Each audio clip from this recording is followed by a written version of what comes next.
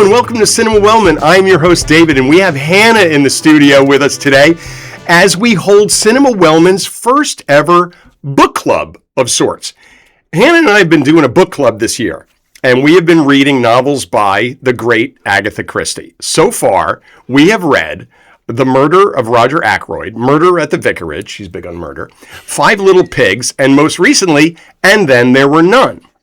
After completing And Then There Were None, also known as 10 Little Indians, we watched 7 different film versions of the novel from 4 different countries.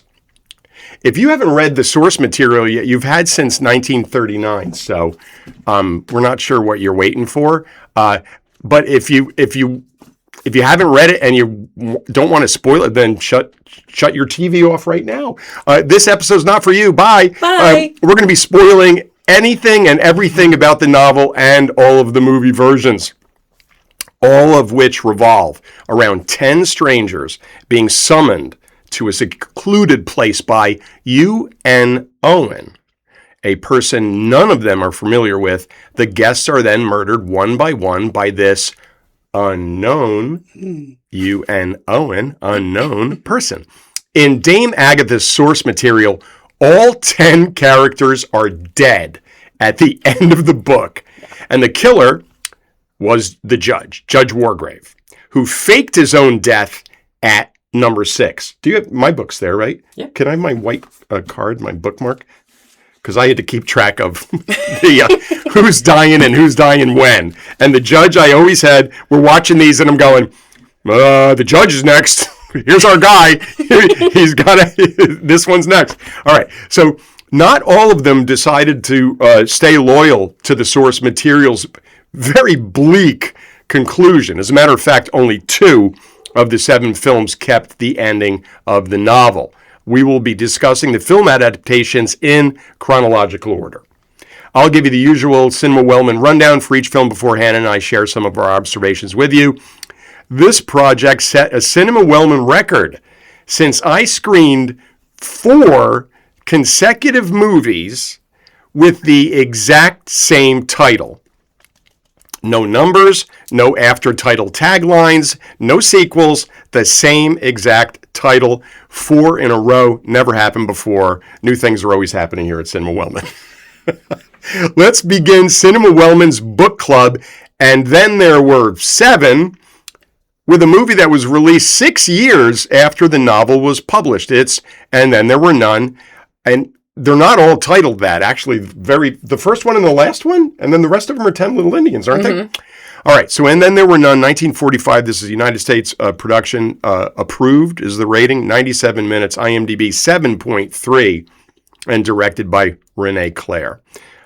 This film won Best Film at the Locarno Film Festival in 1946. And you might say, okay, what does that mean? It was the very first year that film festival was held in Locarno, Switzerland, and it still happens. And that was the first one. This version features Oscar winners Barry Fitzgerald and Walter Houston in the 2 most prominent roles. Seems to set the tone for almost all of the film versions going forward, which is interesting since it doesn't have the same ending as Christie's novel.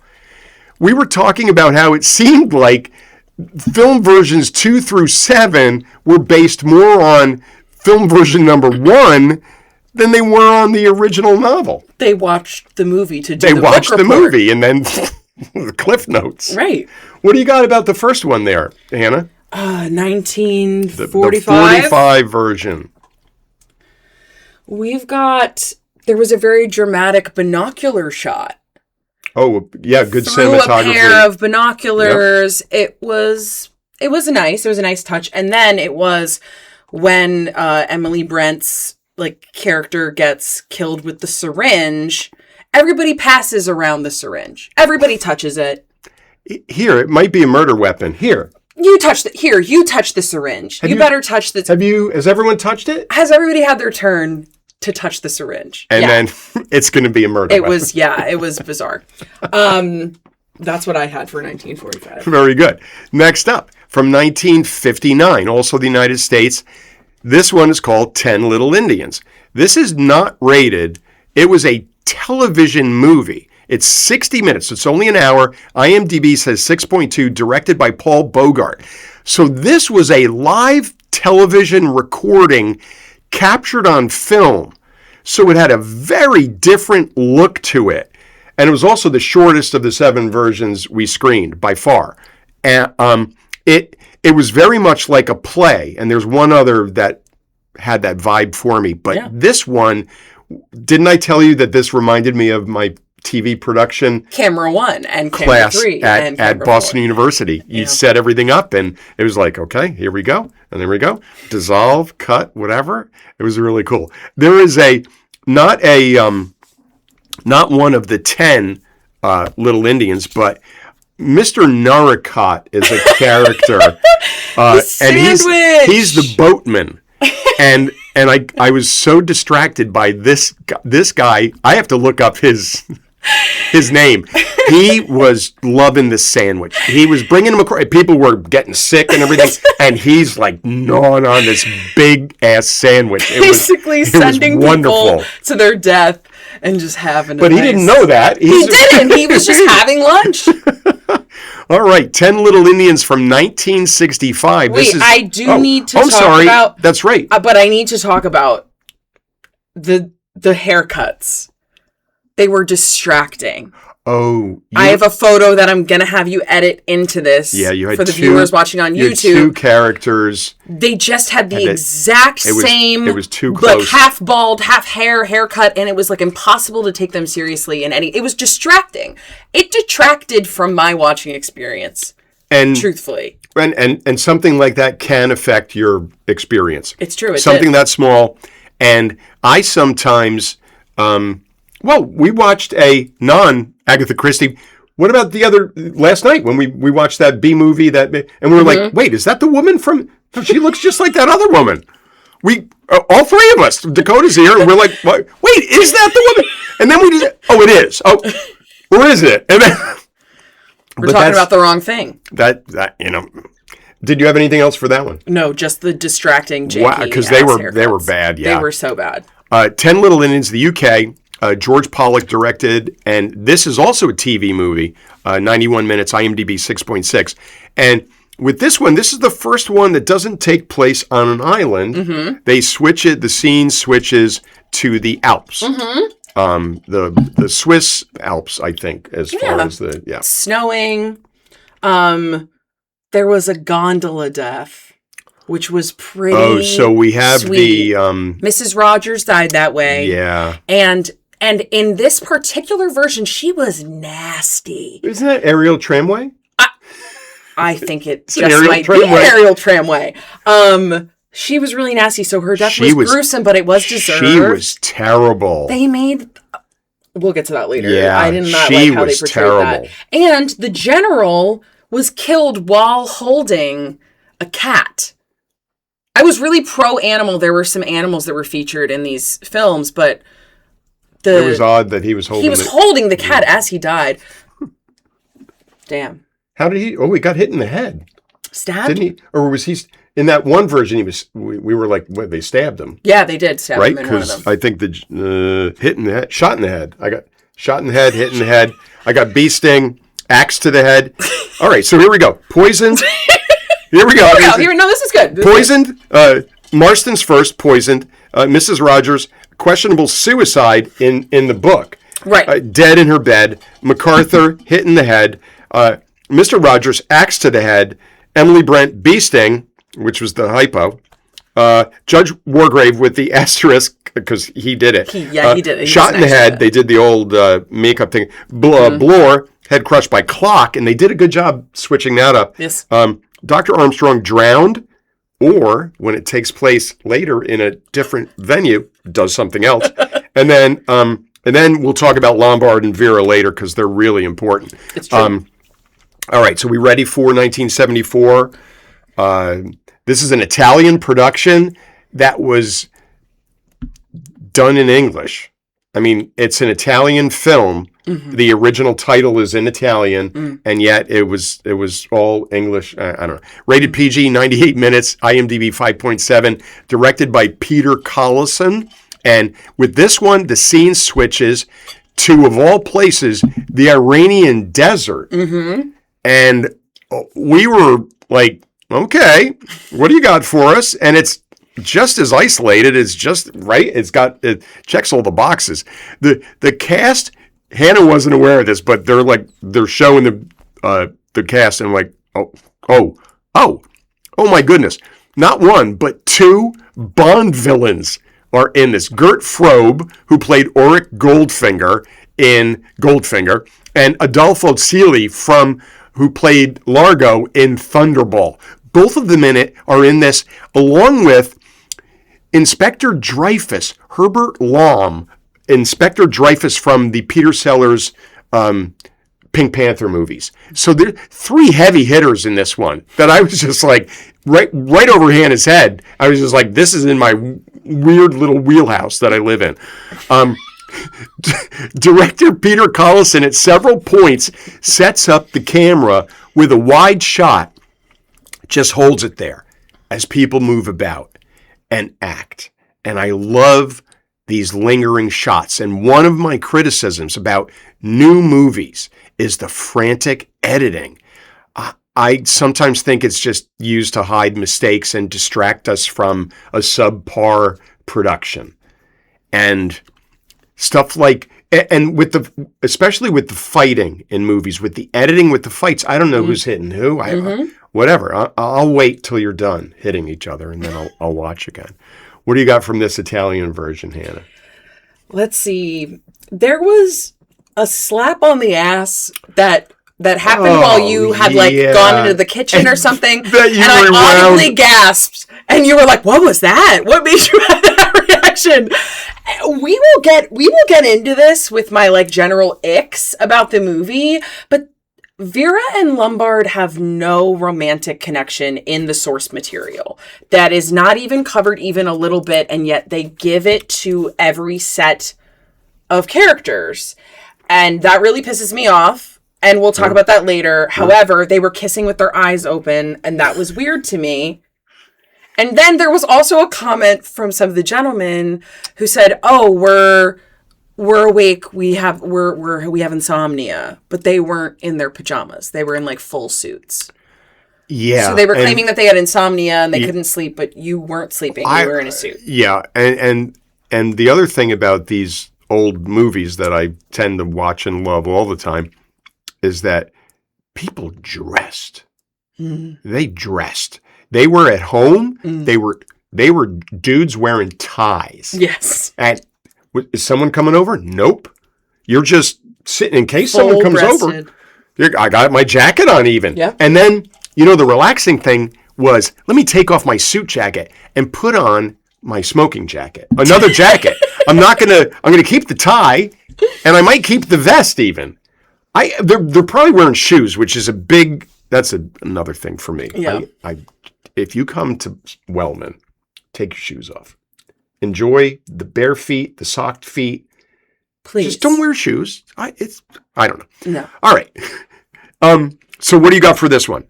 And this one would be the Italian. No, the Italian one. You were all good with the Italian one, right? Yes. All right. So next is, what is it? Next to, we've got 3 to go. 3 to go. Yep.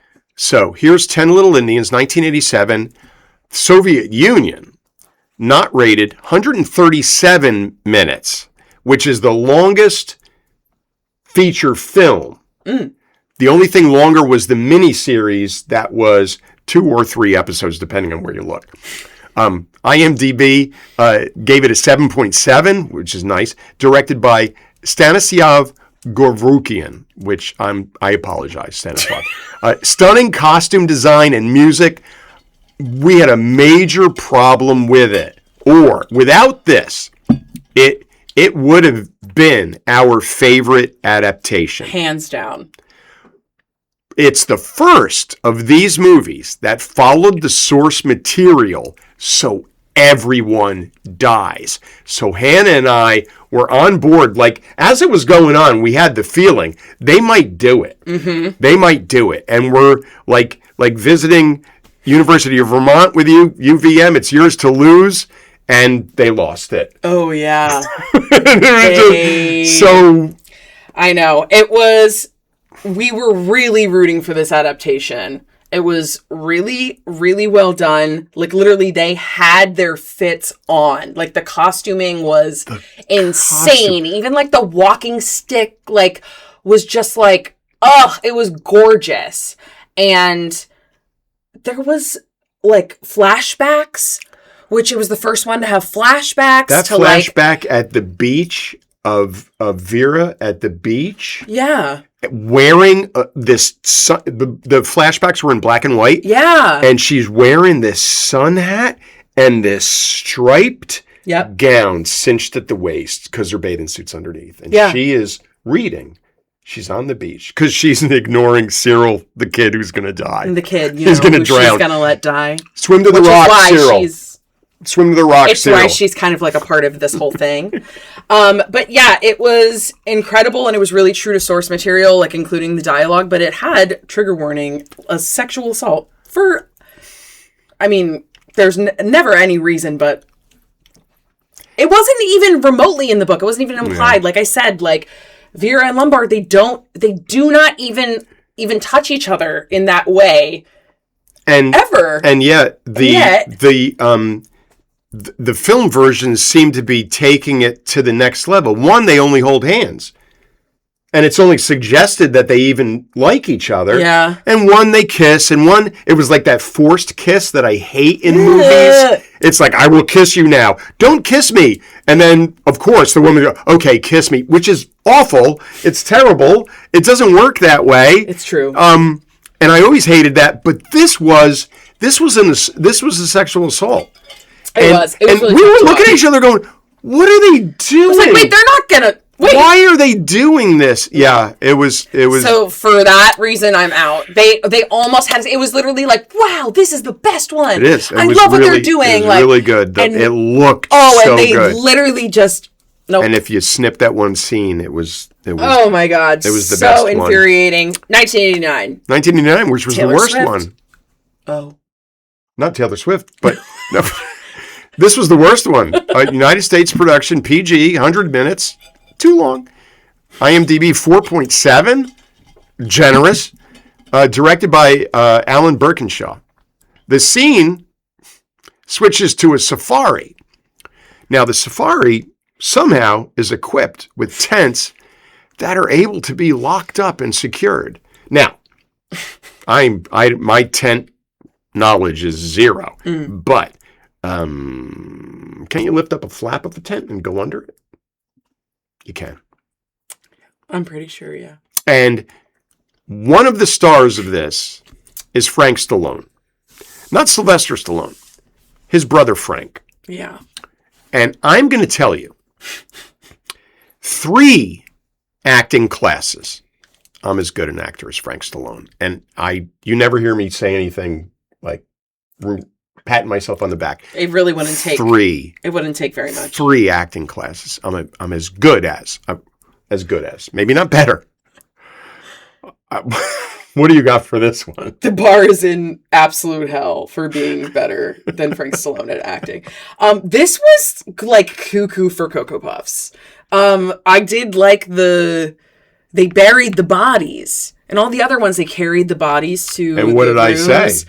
You said the animals in the safari they would have torn them up. Yeah, get them. And I went, I guess so. You got to get them out of harm's way. I guess so. And that was wild. But there were so many random things thrown in there. Like the general had dementia for some reason. Not anything else. There was an actual spit take. I don't remember what it was for, but it... And I explained to Hannah that the whole history of the spit take, and it's one of my favorite bits. I've done it many times. I've taught my students, like almost every class that I taught was educated about the spit take. And we always used Uncle Tanous. So it was Uncle Tanous' who's coming to, and that was it. And only used in broad comedies. And here's a murder mystery. They said throw one in there for fun. As a treat. Do a spit take. As a treat. Just. And I don't even remember what it was for either. But we were just like. They went, do a silly one. Yeah, let's have. Like you're taking pictures with your friend. Okay, fun one. And they used it. I said, wait, that's really good. Let's keep that. Let's keep that, Frank. I don't even know what they were, but that was distracting. That might have brought it all the way down. Yeah. And Frank Stallone brought it down, but that. Yeah. Sorry. All right, we ready for the last one? Yes. Okay, and then there were none. 2015, UK. And this is not rated. It's a TV miniseries. It's 180 minutes. IMDb 7.8. So what did I tell you? The last three we watched, I told you that we were going to see the two highest rated and the lowest rated. And that worked for us because this one was our favorite. It ended up being our favorite. Directed by Maeve Dermondi. This one ended up being our favorite, even though we did have some issues with it. What were those issues? A little bit, a couple things, not much, but nothing to hang your hat on. No, they just had to be better than actually showing assault.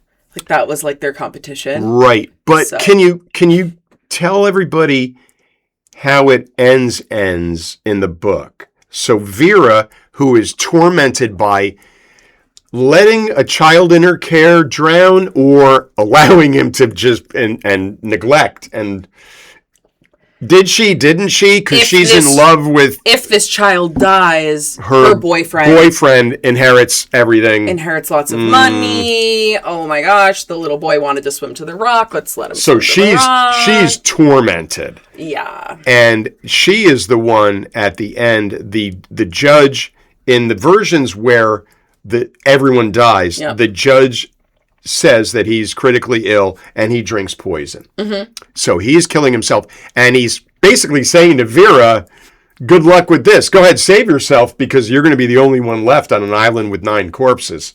Explain your way out of that one. Girl. And in this one, her feet on the legs of the chair. Oh. Yeah. Yeah. And then doesn't he just... Yeah. He just kicks the chair and walks out. I mean, that's the... Yeah. Yeah. Yeah. That was good. A little wacky. Yeah. All right. To conclude, we have a few lists for you that Hannah came up with. We have 6 icks being negative takeaways and 4 tips of the cap praising positive items because we always want to what, Hannah? Water those positive seeds. Gotta water those positive seeds. Hannah then recast, and then there were none, 2 different ways. We're calling one Sharknado casting, where Hannah has assembled the most chaotic cast possible for any film. Just when you hear these people, just think about all of... Now, again, this is a production where these are the only people in it. So it's not like, they won't have scenes together. All of these people will be together for a majority of the film. And they're obviously going to be knocked off one by one. And the other casting will be Hannah's dream cast in case anyone is thinking about doing yet another version. And why not? Keep it coming. Why not? I have thoughts. Here we go, Hannah. Let's begin with the icks. Okay. I talked about this. Stop trying to make Vera and Lombard a thing. They weren't in the source material together. There was no reason for them to be together in any way, emotionally, sexually, whatever. Stop it. Enough. And what did we continually say? If it was good enough for Dame Agatha, why wasn't it good enough for you? She knew what she was doing. Outsold only by... the Bible... and Shakespeare. And Shakespeare. And she has sold, Agatha Christie's books have sold 1 billion copies in English, over 1 billion copies, and over 1 billion copies in other languages, all totaled up, right? She's awesome. So if it was good enough, if she didn't need it, you don't need it. Lazy. Lazy. Okay, we don't need the whole red herring that most of these movies did in like, ooh, Lombard is actually not Lombard. Okay, so Lombard in a couple of versions is carrying a suitcase that's monogrammed. Like one of them was OM. All I thought was Oscar Madison from The Odd Couple. But yeah, not in the book. So why are you adding another red herring? She didn't want to serve that red herring to us. So why are you doing that? I just don't. Filmmakers who think you know more than Agatha Christie. No, exactly. And that's another thing with the stupid pool table. Yes. That was just another instance of like, you watched the movie to do the book report. All of the movies were copying the other movies. There was this dramatic reveal between Vera and the judge, which never actually happens in the book. Always at the pool table. But then it happened around this pool table in the first movie, and then everybody had them at a freaking pool table. And one, Vera like does a trick shot in one of them. They're like set, and it was like Willie Moscone was there. No one understood that reference. I'm old. Look it up. Google it. Willie Moscone. In two of the versions, another ick, they voted who they thought it was that was killing everybody. Oh my gosh, wait, murder. Let's all write Dr. Armstrong. Write down Vera. on a piece of paper. Who like, you to what end? Like, what were they going for? Okay, Dr. Armstrong, you're the winner, so... You're the weakest link. Goodbye. No, okay. that's not what they did. That was very silly. And I mentioned this earlier, the women are so much nastier in these movies than they ever were in the book. And you know what? Like, the men were disgusting, so I totally understand where they're coming from. However, like, stop vilifying all these women. Right. And her in the pieces that in the novels we've read so far, she has some tough female characters. She's not sparing anybody. Absolutely. It's not like women are great and everything and they're right all the time. They're some evil characters. But they make these women really, they're bad, really, and like, they're bad to each other. And that's exactly. And my final ick is, I do understand why they did it this way. But I was disappointed that nobody went off script and went for a different killer than the judge. Right. And listen, that would have been being true to source material. There's like a version of me in another universe that's also commenting on the fact of that. But Is that right? There is. Is that happening right now? Alternate universe cinema Wellman. They're just as fun there. Right. But I just would have liked some spice. A little like, ooh, it was actually Vera, and here's why. It could have been fun. There were so many versions. That's, yeah. It could have been cool. That's my own personal thing, though. But would we have sat there and went, what are they doing? No, that's what I'm saying. We just complained about them changing it for Lombard. That's what I'm saying. That's the alternate universe. But my tip of the hat. Tips of the cap. The animals. Oh, there were cats in two versions, and then there was like a rambunctious monkey, and he like stole everybody's towel, and it was cute. Oh, the monkey didn't murder anybody. No, the monkey didn't murder anyone. It's the only film that a monkey appears in. They're going to kill you, but it's okay. They will kill you. And I have two tip of the hats from the 2015 miniseries, which was Something's in the Suitcases. Absolutely. A character took a suitcase off a rack, and I said to Hannah, something's in that suitcase. Thank goodness. That's beautiful. That's just, again, I say all the time, that's one of the laziest things. You've heard me rail about the empty coffee cups all the time. Yep. And the excuses for them. But if there's water in them and it spills, then they have to dry off the talent and everything. No, someone out there create some kind of non-liquid that goes into a coffee. Please, movies cost $300 million. They'll buy this crap. It's true. But she took that off a shelf, and it was, I was like, yes, they paid attention. Yes. And the food looked so good. Yeah. The food in this movie looked incredible. They were eating like London broil or something, and then they were eating like Oh, I remember it looking like really, really good. And then the final tip of the hat is going to be that, okay, listen, she did end up killing her. Full disclosure, but there was lesbian representation. There was gay representation in the 1989 horrible Safari one.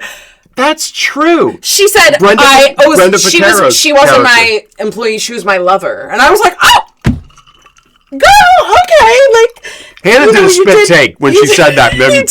She was my lover. You did still kill her, so we do have still some issues, but it really shocked me for the 1989 one. But, yeah, those are my tips, my hats. Very good. I like that. All right, so we're going to do, and then there were none, the Sharknado casting. And once again, we're hoping for the most chaotic shoot in the history of cinema. Yeah. Mr. Rogers, played by... Mr. Beast. Who's not an actor, right? No. Mrs. Rogers, played by... Of John and Kate plus 8 fame, Kate Gosselin. I don't know what that means.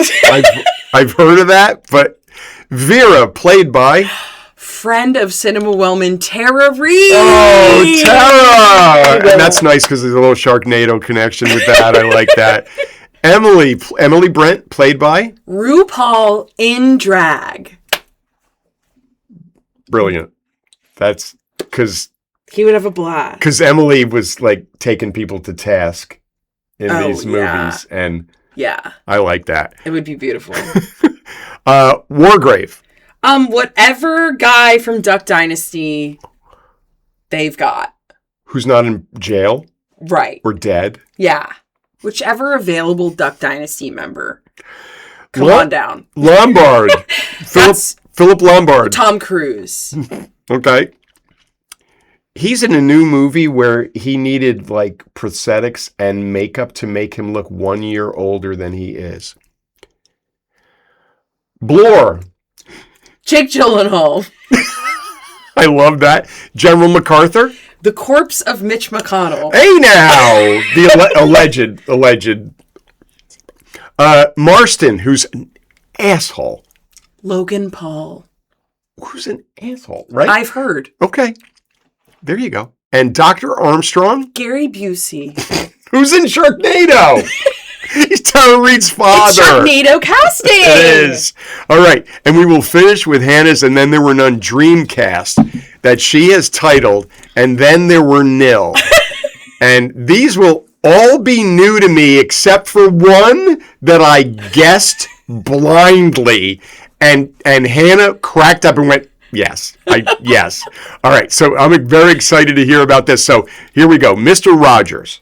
Rami Malek. Oh, yes. Mrs. Rogers. Anne Hathaway. Oh, I love Anne Hathaway. Yeah. Okay. Vera? Zendaya.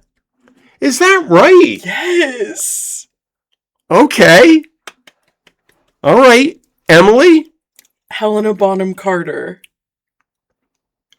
Yes. Yep. Right? Yep. Right? Yeah. I like that. The judge. So the killer. Tom Hanks. Really? He would be so unsuspecting. He is nobody would like look at him as like a frail old man playing that character and be like, oh, he's the killer. And that was the whole thing with Wargrave. They were like, oh, like I'm so weak and feeble, I couldn't possibly. And then he ends up being. I like that. Right? I like that. He could do it. One of in my top 3 Tom Hanks movies is Road to Perdition. And he plays a hitman. He's a bad guy. It's awesome. Yeah. I mean, he can do it. You never suspect. Who's next? Lombard? Robert Pattinson. He's so good. Oh, yeah. He's so good. Yeah. Yep. Blore. Callum Turner, Mr. Dua Lipa. Recently married. Congratulations. Is he an actor? He is. Do I know him? I think you do. I'll show him. I'll show him. I'll have to look him I'll show up. him to you. Yeah, I'll show you his picture. I accept that. General MacArthur. Coming out of retirement, it's Gary Sinise. Oh, yeah. I like that. I like Gary Sinise. I'm a big fan of CSI New York. Gary Sinise. Here's my favorite one of my favorite Gary Sinise. Yep. The remake of Ransom. And in Ransom, a young boy is kidnapped, and the parents are played by Mel Gibson and Rene Russo. Ooh. And the bad people are Gary Sinise. He's the kidnapper. I mean, it's yeah. I mean, again, there's another example. There's an actor who can do it, who can do it all. Yep. All right. Marston. Yep. It's Timothée Chalamet. And the last one was this is the one that I said, well, Jesse Plemons is in this, right? Gotta be Jesse Plemons. And she said, yep. And I go, Dr. Armstrong, right? Yep. Yep. Jesse Plemons, we love you. Oh, we love you, Mr. Kirsten Dunst. We love you. We always suspect you're going to be bad, and then we never think you're bad, and then you're bad. And you fool us all the time. Timeless. All right. Well, that is a wrap from here at Cinema Wellman for our first ever book club episode. And we hope you're here next time for more of our usual programming as we break down the best and worst of the month of July, which is, this is out of order. It's already shot. Oh! I shot that one last night. And that one's short. So you can watch both of these in one sitting. All right? And until then... Take care!